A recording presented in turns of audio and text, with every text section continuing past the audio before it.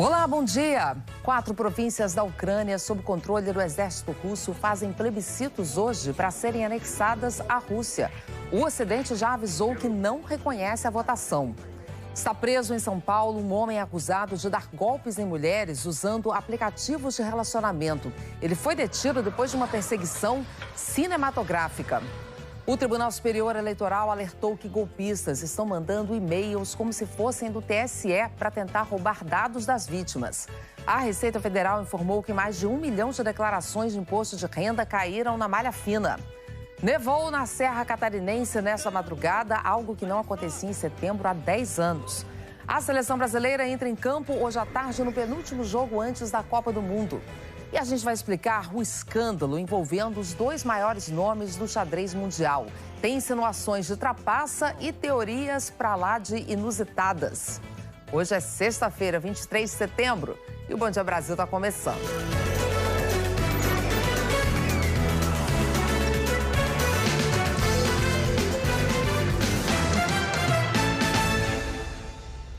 A Receita Federal libera daqui a pouquinho o último lote da restituição do imposto de renda. Este ano, mais de 1 milhão de declarações caíram na malha fina. Heraldo Pereira tem os detalhes. Heraldo, bom dia para você. Para esses brasileiros que têm dinheiro ainda a receber, mas que caíram na malha fina, agora só ano que vem. São momentos de expectativa para os contribuintes, pessoa física. Bom dia, Ana Paula. Bom dia especialmente a você que está sempre conosco aqui no Bom Dia Brasil. As consultas ao último lote com restituições do imposto de renda da pessoa física estarão liberadas ainda agora pela manhã, a partir das 10 horas da manhã, pelo horário de Brasília. São 1.220.501 contribuintes e as restituições somam 1 bilhão e 900 milhões de reais. Pagamento deve cair na conta dos contribuintes na sexta-feira da semana que vem. Fim do mês está chegando e a expectativa pela restituição do imposto de renda é grande. 1 milhão e 200 mil brasileiros vão saber daqui a pouco se vão receber o dinheiro. O valor será pago na semana que vem, dia 30 de setembro, e vai entrar direto na conta bancária já indicada pelo contribuinte. Quem tiver direito vai receber o valor corrigido em 4,22% em relação ao que foi informado quando a pessoa enviou a declaração. Mas, assim como nos outros lotes, alguns contribuintes não vão conseguir receber a restituição do imposto na semana que vem, porque caíram na malha fina. De acordo com a Receita Federal, de um total de 38 milhões de declarações entregues, pouco mais de 1 milhão ficaram retidas. Esse número é 15% maior que o do ano passado. Isso aconteceu na maioria dos casos porque a pessoa deixou de informar algum rendimento que teve. Quase 42% dos contribuintes que estão na malha fina não declararam rendimentos deles próprios ou de dependentes. Em segundo lugar, estão deduções da base de cálculo do imposto, principalmente por despesas médicas. E em 22% dos casos, o contribuinte declarou um valor diferente do que foi informado pela fonte pagadora. Quem estiver na malha fina precisa corrigir as informações da declaração no próprio programa do imposto de renda, entrando na página da Receita Federal. Aí será feita uma nova análise e, se não houver mais divergências de informações, a declaração sai da malha. Mas, em alguns casos, para acertar as contas de vez com o leão, o contribuinte pode ter de pagar multa. Se, porventura, ela tinha imposto a pagar e o valor que ela declarou é menor do que o que ela deveria, essa diferença ela vai pagar com juros e multa. A Receita Federal informa que também estarão liberadas ainda hoje consultas aos lotes residuais de anos anteriores. Se referem a contribuintes que caíram na malha fina e depois acertaram as contas. A polícia de São Paulo conseguiu prender um golpista conhecido como galã do Tinder. Ele tirava dinheiro de mulheres de classe média alta usando o aplicativo. E a maneira como ele foi preso chamou a atenção, não é isso, Rodrigo Bocardi? Bom dia para você. Parecia cena de filme aí em São Paulo. Primeiro, bom dia para você, Ana, bom dia a todos. E primeiro, uma redefinição do que é galã, né? Vamos combinar aqui, né? Olha só. Era só um apelido, né, Rodrigo? Não condizia muito com a realidade, né? Era mais a atitude. Tem uma transformação na definição, né? Olha só. Uma perseguição cinematográfica, viu? A prisão de Renan Augusto Gomes foi registrada pelas câmeras das viaturas policiais e por testemunhas. Renan está no carro prata em alta velocidade aí, ó, começa a acelerar lá, ó, perseguido por várias ruas e avenidas da zona noroeste da cidade de São Paulo, tenta fugir até na contramão. E aí, para despistar os policiais, chega a entrar no estacionamento de um shopping, bem aí, ó. A perseguição continua até que um dos carros da polícia bate no carro de Renan, aí ele acaba perdendo o controle e para numa árvore. Tá aí, ó. Renan Augusto Gomes, o pseudo-galã, foi algemado ali mesmo e depois levado para a delegacia. As investigações apontaram que Renan tinha diversos perfis em redes de relacionamento. Ele dizia que era filho de alemães, que seus pais tinham morrido em um acidente de carro, propunha um relacionamento sério e, com o passar do tempo, pedia dinheiro, alegando problemas e depois desaparecia. O número de mulheres que sofreram o golpe não foi divulgado. Renan Augusto Gomes vai responder por estelionato. Ana Paula. Galã não tem nada mesmo, né, Rodrigo? Vai ver, usava fotos de outra pessoa, né? Vai saber. Acho que precisava. Até já, viu? Até já. Olha, os moradores e turistas tiveram uma surpresa essa madrugada em Santa Catarina, viu? A neve apareceu em pelo menos 5 cidades da Serra, mesmo sem previsão, isso em plena primavera. Em São Joaquim começou a nevar pouco antes da meia-noite. Muita gente foi aí para a rua, então, registrar esse fenômeno. A neve também caiu em Bom Jardim da Serra depois das 2 da manhã. A última vez que nevou na região, no mês de setembro, foi em 2012. Vamos falar mais de tempo, então. Marcelo Pereira já por aqui. Temos aí pela frente o primeiro fim de semana da primavera, que vai ser marcado por frio mesmo em algumas regiões, né, Marcelo? Bom dia. Exatamente isso, viu, Ana? Bom dia para você. As baixas temperaturas vão ficar no sul e em partes do sudeste, viu?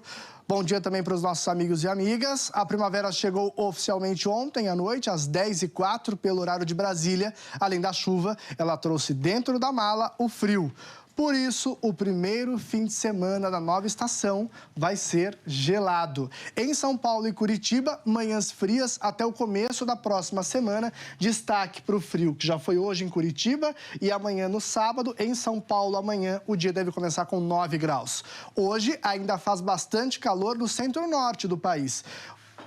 Cuiabá, Palmas, não está tão quente, mas ainda assim temperatura amena em Campo Grande, Belo Horizonte e Goiânia com 31 graus. E com tanto calor e secura, está difícil para controlar um incêndio em uma fábrica em Goiás. O fogo já destruiu cerca de 4.000 toneladas de papelão na fábrica de embalagens na região metropolitana de Goiânia. Ninguém ficou ferido e não sabe como o incêndio começou, e o papelão, por ser altamente inflamável com a secura, acaba dificultando aí o combate às chamas, né? Hoje deve chover forte em todo o centro-oeste e pega Goiânia, chuva que pode ajudar no combate a esse fogo aí e se estende pelo norte, também no sudeste, e chove no Rio hoje, tá, turma? Eu quero falar do equinócio também de primavera. Claro, ele só acontece 2 vezes por ano. E olha aí, no começo do outono e da primavera, que é quando os dias começam a ser mais longos do que as noites e porque o sol, claro, nasce mais cedo e se põe mais tarde. Inclusive, hoje o sol já deu as caras um pouquinho mais cedo em Curitiba. Às 6h05 da manhã é de onde eu me despeço. E olha só que lindo sol estava por lá hoje. Ana, bom dia para você, bom fim de semana. Para você também, Marcelo. Até segunda. Olha, pelo menos 71 imigrantes morreram no naufrágio de um barco que partiu da costa do Líbano. Autoridades da Síria encontraram corpos no litoral da cidade de Tartus e ajudaram no resgate de pelo menos 20 sobreviventes até agora. Esse barco transportava cerca de 120 pessoas em direção à Europa. Diante do colapso econômico no Líbano, o número de pessoas que tentam deixar o país pelo mar quase dobrou este ano na comparação com 2021, informação do Alto Comissariado da ONU para Refugiados. 4 regiões ocupadas na Ucrânia iniciaram plebiscitos para se juntarem à Rússia. As votações são consideradas uma farsa pelo governo ucraniano, pelo Ocidente em geral. Cecília Malan, bom dia para você. Essas consultas populares ali, aí para lá de questionáveis, né, podem agravar ainda mais o conflito na Ucrânia. Sim, Ana, com a anexação dessas regiões, a Rússia pode alegar que o seu território está sendo atacado pela Ucrânia com armas do Ocidente e reagir como bem entender, inclusive com arsenal nuclear, como vem ameaçando nos últimos 2 dias. A Rússia afirma que a votação já começou e vai durar 5 dias. Há relatos de que moradores estão sendo obrigados a participar da votação. São 2 regiões no leste, Luhansk e Donetsk, e 2 no sul, Kherson e Zaporíjia. Algumas estão totalmente ocupadas pelas tropas russas e aliados separatistas, outras não. Em Zaporíjia, por exemplo, a capital de mesmo nome ainda está sob controle ucraniano e a população local repudia o plebiscito. A Rússia e as autoridades pró-Moscou das regiões ocupadas já vinham planejando essas consultas, mas se apressaram agora depois do sucesso da contraofensiva ucraniana que vem recuperando cidades e vilarejos. Putin sabe que pode perder os territórios e convocou 300 mil reservistas para reforçar seu exército. Os documentos de alistamento já chegaram para milhares de homens russos. O Instituto para o Estudo da Guerra acha que essa cartada do presidente pode prejudicar mais do que ajudar. Não vai recrutar soldados com boa experiência em campo de batalha e pode abalar a popularidade de Putin. Tanto que milhares de russos com idade para servir estão deixando o país. Os engarrafamentos nas fronteiras terrestres são imensos e voos para destinos que não exigem vistos estão lotados. Valeu, Cecília Malan. Passou a bola ali para Ana Paula Araújo. Mas a gente vai seguir aqui em São Paulo. Para você que está aqui em São Paulo, ficar por dentro de tudo que rola mais perto de você. Claro, Rodrigo, porque manhã de acidente grave na rua Itapaiúna. Aqui na região do Morumbi, zona sul de São Paulo, o Wilton Fernandes e o Martinho Rocha estão lá ao vivo e mostram pra gente o que aconteceu. Foi uma batida entre um carro e uma moto. O motoqueiro, a gente vê a moto ali, olha, infelizmente ele morreu. Os veículos ainda estão ali no local do acidente, tem um policial ali. Alguns ônibus tiveram que ser desviados e aí os reflexos se estendem por várias ruas da zona sul. A gente mostra imagens também do Abraão Cruz e do Joab Marques, que eles estão circulando pela região e mostram um trânsito pesado aí na Pinheiros, Rodrigo. Obrigado. Um intervalo, já, o governo anuncia um novo corte, bloqueia mais de 2 bilhões e 600 milhões de reais do orçamento e muito mais. Agora 8h42.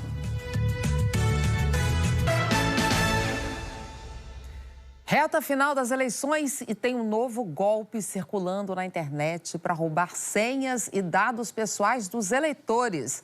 Mais do que nunca, tem que ficar todo mundo atento, né, Heraldo? Ana Paula, é preciso redobrar a atenção. Uma prática criminosa que tem se tornado cada vez mais frequente no país.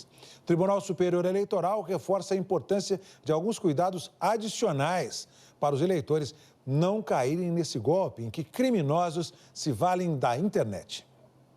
O e-mail falso vem assim, com o título de Comunicado da Justiça Eleitoral. Informa que o título de eleitor foi cancelado provisoriamente e pede para acessar um link. É fraude. O TSE não manda comunicado para eleitor por mensagem ou rede social.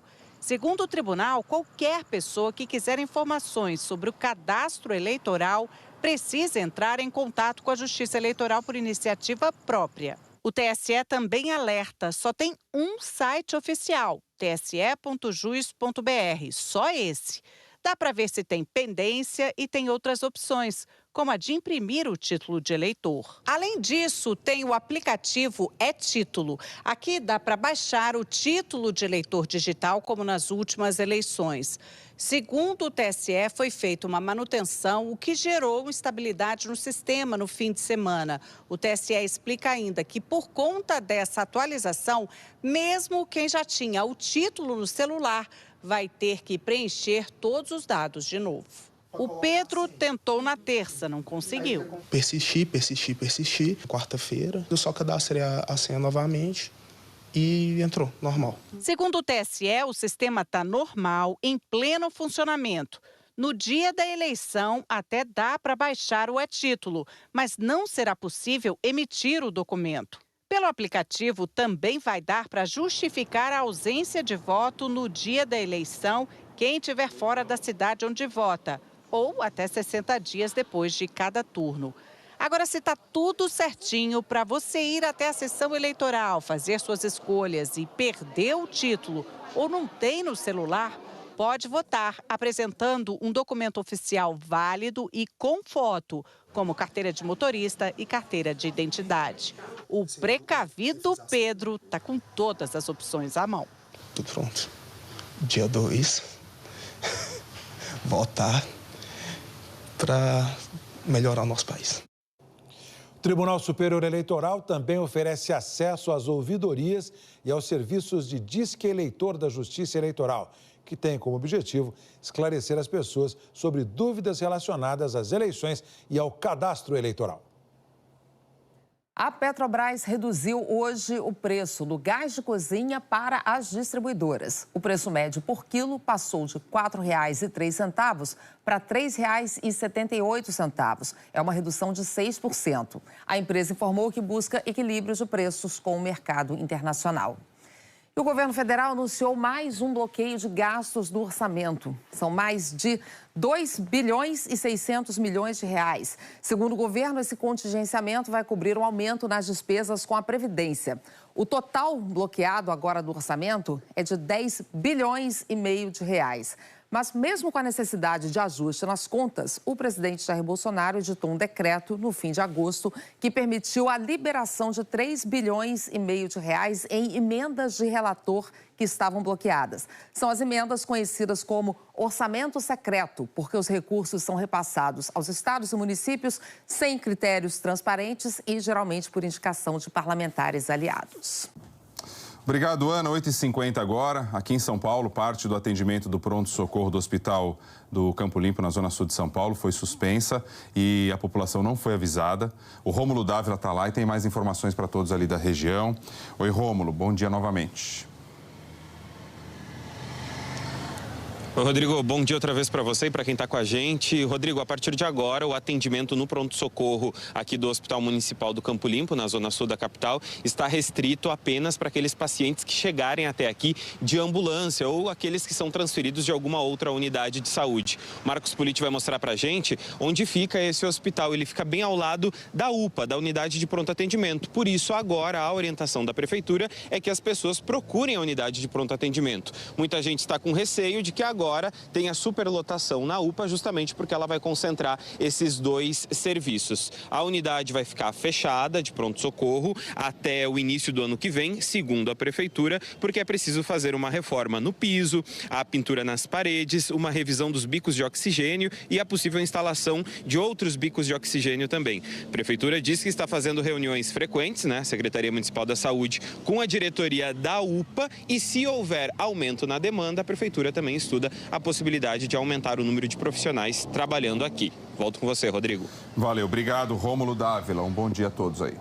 Marcelo Pereira segue aqui no estúdio com a gente, vai falar um pouco mais sobre a previsão do tempo para quem está aqui em São Paulo. Vamos lá. Bom dia para você, dia. Rodrigo. Bom dia para você também de todo o estado de São Paulo. Pois é, turma. Olha só como é que está a condição hoje para o estado de São Paulo. Sexta-feira, seca, de sol, tempo firme, escapa uma chuvinha no litoral e está encoberto por lá. Vamos abrir a janela para ver como é que está nesse momento? Olha como está Santos nesse momento, na Baixada Santista. Rodrigo, está encoberto, sim, escapa uma garoa, pode sim escapar hoje. Mas amanhã o sol aparece por lá. Amanhã o sol aparece, mas também não é sol para esquentar, para aquecer, calorão. Tá bom. É, não, sem essa, tá? É só das caras já tá bom, né? Oh, nem fala. E por falar em litoral, ó como é que fica. Mongaguá, tá vendo? Ó, amanhã não chove, mas só 22 graus. A mesma condição para São Sebastião com 1 grau a menos. Domingo já tem previsão de chuva para as praias. E aqui na capital a chuva também volta, viu, Rodrigo? Mas só no domingo. Amanhã tempo firme. Dorme até acordar amanhã, então. Vale demais, né? Com friozinho gostoso. Valeu. Bom final de semana. Você também. Tchau. Vamos pro intervalo, pessoal. Já voltaremos aí com outras informações.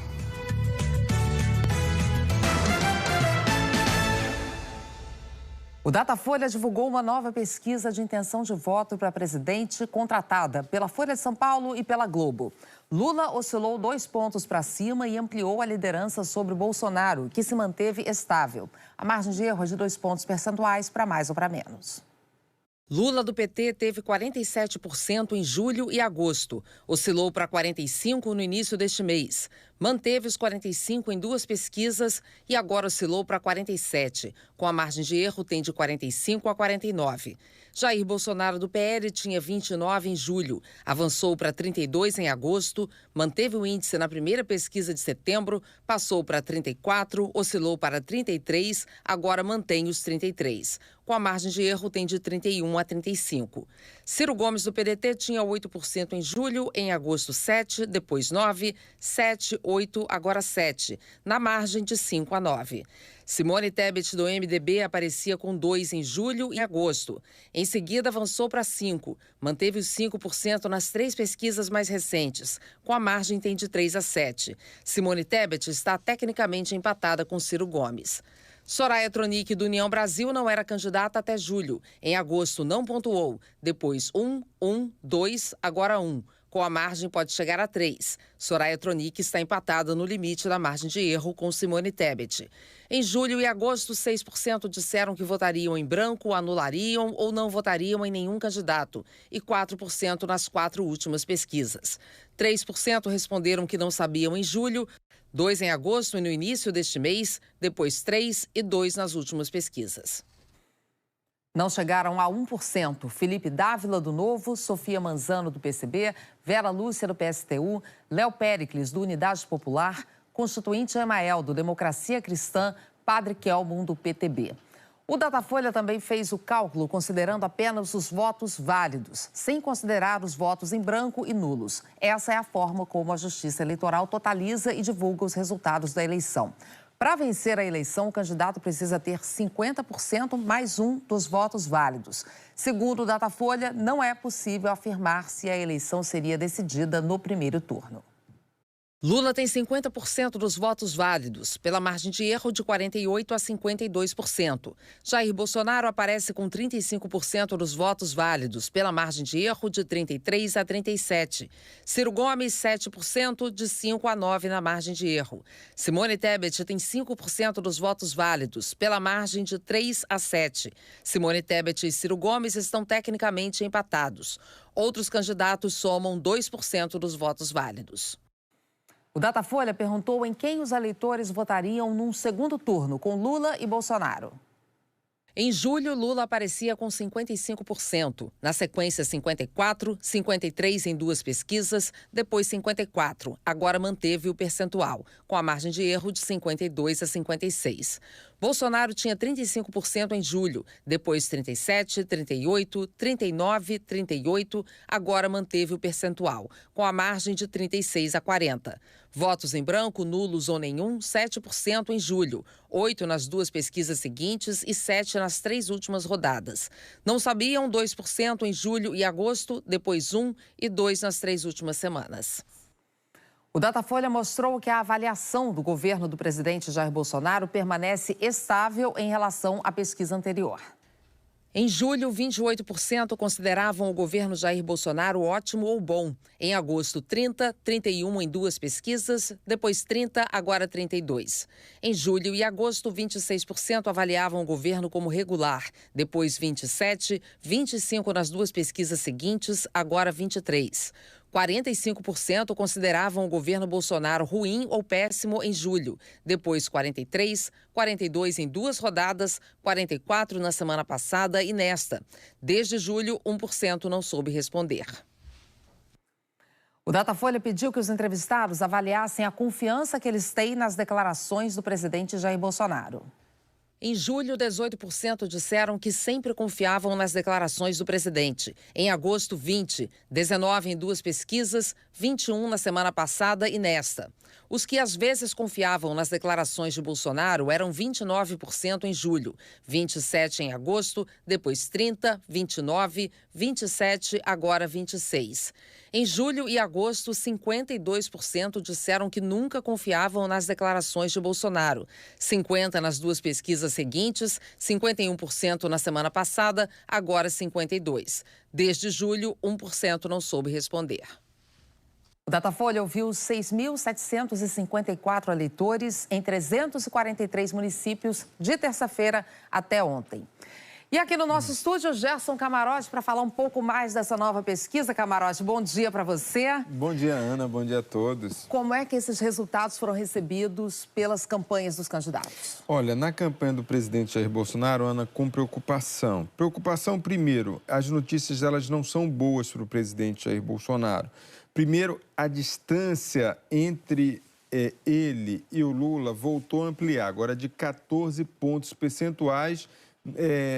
Antes estava em 11, passou para 12, agora 14. É um alerta. Outra questão que coloca em relação ao presidente Jair Bolsonaro é entre quem ganha até 2 salários mínimos. A margem também ampliou muito em relação ao ex-presidente Lula. Ou seja, mostra que aquele anabolizante que era para a eleição do Auxílio Brasil Turbinado não está mais funcionando. Mas o que mais preocupa, e mais do que isso, desanima a campanha do presidente Jair Bolsonaro, é a rejeição consolidada em 52%. Ou seja, todo o movimento para tentar diminuir a rejeição não funcionou. E a campanha está culpando o próprio presidente Jair Bolsonaro. Por quê? Porque ataca jornalistas, mulheres, isso aumenta a rejeição, utilizou eleitoralmente o funeral da Rainha Elizabeth. Você tem vários movimentos feitos pelo presidente Jair Bolsonaro que têm mantido essa rejeição elevada e a campanha está muito preocupada com isso. E para a campanha do ex-presidente Lula, quais são os alertas que ficam? Olha, Ana, o principal alerta é em relação à região sudeste.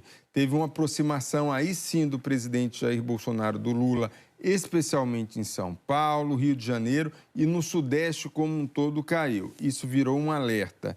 E entre quem ganha aquele eleitorado de 2 a 5 salários mínimos. A avaliação na própria campanha do Lula é que, por exemplo, a redução do preço dos combustíveis tem surtido efeito nesse segmento. Agora, em contrapartida, a avaliação na própria campanha do Lula e também há um reconhecimento na campanha do Bolsonaro que o presidente deu um tiro no pé quando voltou a levantar recentemente suspeição em relação ao sistema eleitoral brasileiro. Isso porque acabou fortalecendo uma espécie do voto útil no ex-presidente Lula, que até então esse movimento não tinha surtido muito efeito. O que é que a gente viu? Vários ex-ministros do Fernando Henrique já declarando voto no Lula.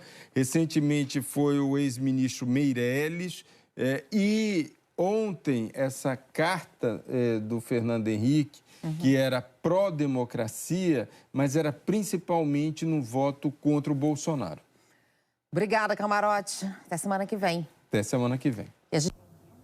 Obrigado a vocês. Vamos ao intervalo. Já já o dia dos candidatos a presidente. E ainda outras notícias aqui de São Paulo. Para você que está em São Paulo, 9h06 agora. Estamos de volta com a cobertura das eleições. O Heraldo conta como é que está o corpo a corpo nessa reta final de campanha, Heraldo. Ana Paula, eleições 2022, caminhada de presidenciáveis pelas regiões do país. Candidato Luiz Inácio Lula da Silva, do PT, ficou em São Paulo. O candidato à reeleição pelo PL, o presidente Jair Bolsonaro, foi a Belém, em Manaus. O candidato Ciro Gomes, do PDT, esteve aqui em Brasília. A candidata do MDB à presidência da República, Simone Tebet, fez campanha no Rio de Janeiro. A candidata Simone Tebet, do MDB, visitou a Fundação Oswaldo Cruz, no Rio de Janeiro, ao lado da vice na chapa Mara Gabrilli. Diretores da instituição entregaram uma carta com propostas para a saúde e a ciência. Simone Tebet disse que, se eleita, vai aumentar os recursos destinados à pesquisa e para desenvolvimento de vacinas. Ela também esteve no Saara, região de comércio no centro do Rio. Fez uma caminhada e conversou com lojistas. A candidata falou das propostas para gerar mais emprego no país. Nós temos que desburocratizar. Se são parceiros, nós temos que simplificar, diminuir a carga tributária, que é a única forma que nós temos para fazer com que o comércio, especialmente o setor de serviços e comércios, possam, primeiro, competir em pé de igualdade com os produtos que vêm de fora. Segundo, gerar o emprego e renda que nós queremos para a população brasileira. O candidato Luiz Inácio Lula da Silva participou de uma conversa com representantes de associações e movimentos de aposentados e idosos na capital paulista. Médicos e pesquisadores também estavam no encontro. encontro, que discutiu longevidade e a discriminação em função da idade. Lula disse que pretende, se eleito, ampliar e reforçar o atendimento público de saúde aos idosos. Prometeu também recriar o Ministério da Previdência Social e ainda promover uma modernização no sistema previdenciário. A Previdência pode ser muito melhor se ela for humanizada. Então é preciso que a gente assuma o compromisso com vocês, mas, sobretudo, o compromisso com aqueles que não estão aposentados ainda, que vão se aposentar, de que essas coisas têm que mudar no país. O candidato à reeleição pelo PL, presidente Jair Bolsonaro, fez campanha na região norte do país. Em Belém, participou de uma carreata e depois de uma motociata até o centro da capital paraense, onde era esperado por apoiadores. No discurso, defendeu os dados econômicos do governo dele. Vamos enfrentar o terceiro mês com inflação negativa em nosso Brasil. Somos admirados no mundo todo. Somos uma grande potência. E cuidamos também dos mais humildes, dos mais necessitados. Depois, Bolsonaro foi para Manaus, participou de um seminário sobre tecnologia 5G. No fim do dia, fez um comício na zona centro-sul da capital amazonense, acompanhado por políticos do estado. Bolsonaro discursou para apoiadores. O candidato do PDT, Ciro Gomes, passou o dia em Brasília. Se reuniu na sede da delegação da União Europeia com embaixadores de países do bloco. Ciro Gomes defendeu a busca de solução pacífica para conflitos internacionais e a não intervenção em assuntos domésticos de outras nações. Apresentou os planos dele para atrair investimentos estrangeiros, preservação da Amazônia e defendeu valores da democracia brasileira. Na área comercial, disse que, se eleito, dará prioridade à transferência de tecnologia para desenvolver a indústria nacional. Será guiada a minha política exterior, bilateralmente, em grupos como o BRICS ou Mercosul e nas grandes relações multilaterais, por uma busca de regime de preferências comerciais industriais para reindustrializar o Brasil, um regime de transferências tecnológicas sensíveis para tirar o Brasil da gravíssima dependência tecnológica hoje em assuntos graves como remédio e defesa. A candidata do União Brasil, Soraya Tronic, foi a Jundiaí, no interior paulista. Visitou um centro de atendimento a pessoas com síndrome de Down. Soraya conversou com jovens e crianças que recebem atendimento. Ouviu pedidos dos administradores para melhorar a qualidade do serviço. Ela ressaltou o trabalho dos voluntários. Soraya Tronic também falou da importância de valorizar os profissionais da saúde que trabalham nessa área especializada. A candidata prometeu que, se for eleita, vai atualizar a tabela do SUS para entidades assistenciais e santas casas, onde o Estado não consegue atuar. As pessoas precisam de atenção, uma atenção muito especializada, que tem um custo muito alto. E aqui a gente pode ver também, mais uma vez, a questão da tabela do SUS, a necessidade de atualização da tabela do SUS. O Estado tem que comparecer, aperta os cintos onde pode, onde tem como apertar, e nós sabemos que tem, e vamos entregar o que é essencial para a população. O Tribunal Superior Eleitoral recebeu o resultado do cruzamento de informações entre as prestações de contas parciais apresentadas por candidatos e candidatas. Foram detectados 59 mil casos de doações ou gastos potencialmente irregulares, ou num total de mais de 605 milhões de reais de transferências questionáveis. Casos já encaminhados ao Ministério Público Eleitoral para as investigações.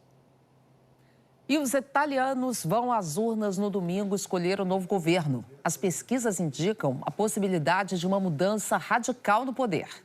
Esta semana, o primeiro-ministro Mário Draghi ganhou um prêmio em Nova York como estadista do ano. Mas, na Itália, o seu governo de unidade nacional foi derrubado em julho pela direita.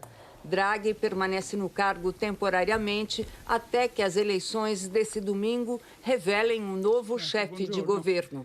E eis que um momento tão temido por muitos durante décadas pode se tornar realidade. A volta de um governo fascista ao país depois de Benito Mussolini.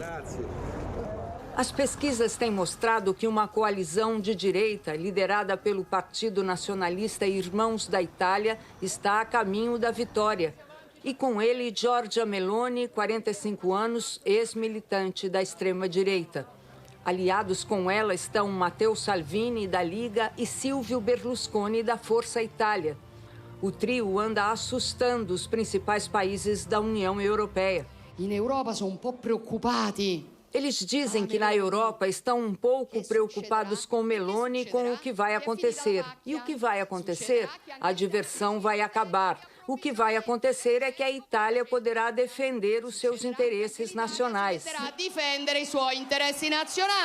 Giorgia Meloni não gosta de imigrantes e já falou várias vezes em tirar a Itália da União Europeia. Recentemente defendeu o primeiro-ministro húngaro Viktor Orbán, punido pelo bloco por violação do Estado de Direito. Para aliviar as preocupações estrangeiras, Meloni começou a declarar apoio à OTAN e às sanções ocidentais contra a Rússia. Mas a forte amizade de Berlusconi com Vladimir Putin é pública, assim como a admiração de Salvini pelo presidente russo não é segredo para ninguém. Nascida em Roma, Giorgia Meloni saiu de uma posição de 4% de votos que obteve em 2018 para uma previsão de 25%.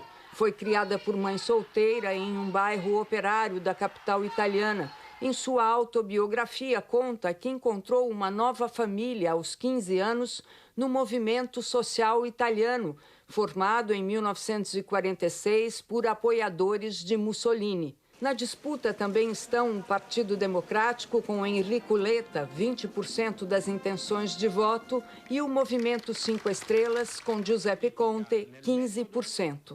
A não ser que o PD e o Movimento 5 Estrelas façam uma aliança de última hora, ou os 40% de indecisos decidam votar com a esquerda, Giorgia Meloni poderá se tornar a primeira mulher a governar o país, apesar da apologia ao fascismo ser proibida na Itália, com pena prevista de até 6 anos de prisão. A seguir, a suspeita de trapaça na partida entre os dois maiores jogadores de xadrez da atualidade. E a seleção enfrenta a Gana hoje, no penúltimo jogo antes da Copa do Mundo. 9h19 agora. A gente volta já.